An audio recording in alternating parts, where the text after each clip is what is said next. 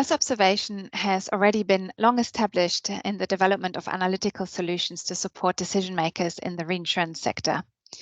In this very short Ignite talk, I would like to give some pragmatic examples highlighting some innovative financial solutions and also how we can consider future risk trends.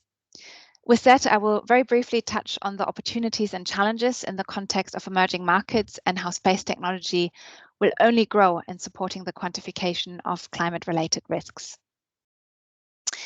The first example is in the context of underwriting severe convective risk, such as thunderstorms and hail in Italy. Using hazard maps are very common in pricing for policies that are reflective of the risk that the insurance company is taking on, as you can see here on the screen. Here, we used atmospheric reanalysis data from the European Centre for Medium Range Weather Forecasts based in the UK, which is 30-kilometre resolution and dates as far back as 1979. This dataset consists of a large number of different satellite data derived from sensors such as infrared, microwave, altimeter, carried on satellites such as Meteosat, NOAA, TRM, and Envisat, to mention a few. Now, this data gives us some key parameters to identify when convective storms develop, and we created an index, as you can see here on the map, that shows how many days in a year a given threshold is exceeded for each of the reanalysis cells over the last 40 years. By calculating statistics for each of these cells and applying extreme value theory, we can derive the return periods for 2020.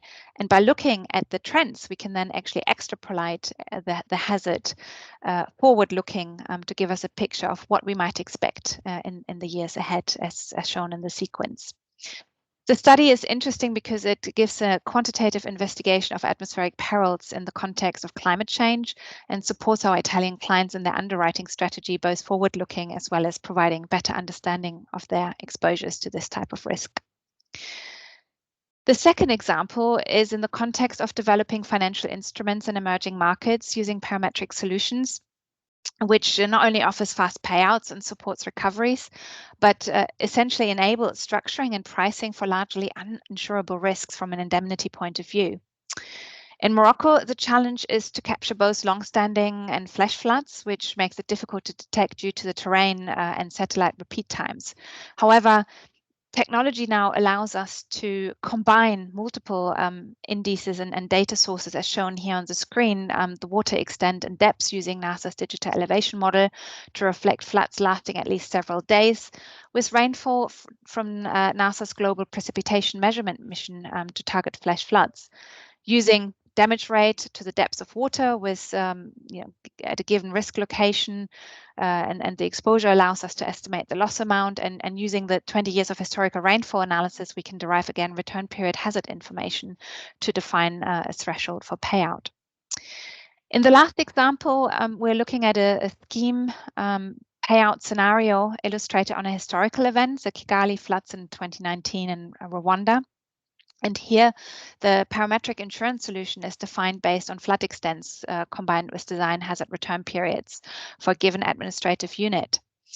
The flood extents were developed by our partners, Cloud Street, derived from a number of satellites, Sentinel-1 and 2 and Landsat 8.